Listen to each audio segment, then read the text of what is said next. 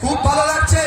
যে হাতে মায়েরা ১,৫০০ দিচ্ছে মমতা ব্যানার্জি, ওই হাতেই কিন্তু মমতা ব্যানার্জি আপনার ছেলেদের ভবিষ্যৎ ধ্বংস করছে। ফলে কম্পিটিশনে যেতে পারবে না, 6-7-এ উঠবে, পড়ালেখা ছেড়ে দেবে, কাজে চলে যাবে ভিন্ন রাজ্যে, আবার বাঙালি বাংলায় কথা বলার জন্য মার খেয়ে রাজ্যে ফিরে আসবে। রাজ্যে কর্মসংস্থান নাই, তখন আবার মমতা ব্যানার্জি দলের লোকেরা ডাকবে, এইদিকে আয়, ৩০০ টাকা দিচ্ছি, 200 টাকা দিচ্ছি, যাতে বোমটা মেরায়, বুদ্ধ পাল্টা করায়, আইএসএফ বামপন্থীরা ঝান্ডা লাগাচ্ছে ডিস্টার্ব করে। এই করাতে যখন এই করতে করতে কেউ যদি ক্ষতিগ্রস্ত হয়ে যায়, জেলে জীবন কাটবে।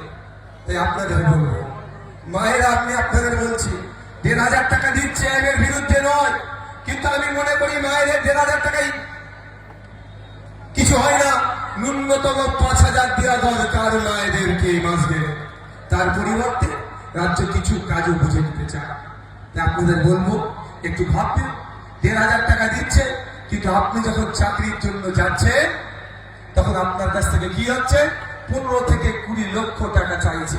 কদিন আগে দেখছিলাম মমতা ব্যানার্জি আপনার আমার ট্যাক্সের টাকা দিয়ে হাইকোর্ট থেকে সুপ্রিম কোর্টে ছুটেছিল। কারণটা কি? ইন্টারভিউ যেন ভিডিওগ্রাফি না হয়। ভাবতে পেরেছে? স্বচ্ছতার গোডাউন বলে দাবি করে নিজেদেরকে, সততার প্রতীক বলে দাবি করে, কিন্তু ইন্টারভিউয়ের যেন এটা ভিডিওগ্রাফি না করা হয়, তার জন্য সুপ্রিম কোর্টে পর্যন্ত ছুটছে।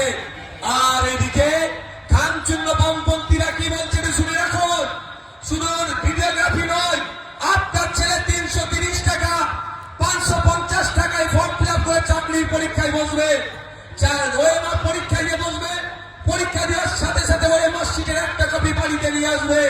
শুধু বাড়িতে নিজের কপি নয়, যতজন পরীক্ষা দেবে, ১০ লাখ, ১৫ লাখ, ২০ লাখ যাই হোক না কেন, প্রত্যেকে ওএমআর শিটে স্ক্যান করে কপি আমরা ইন্টারনেটে আপলোড করে দেবো।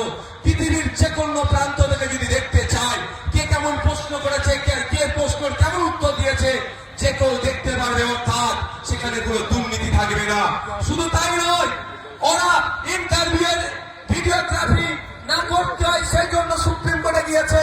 আর আমরা এখান থেকে ঘোষণা দিচ্ছি, প্রত্যেকটা ইন্টারভিউ আমরা ভিডিওগ্রাফি করে রাখবো।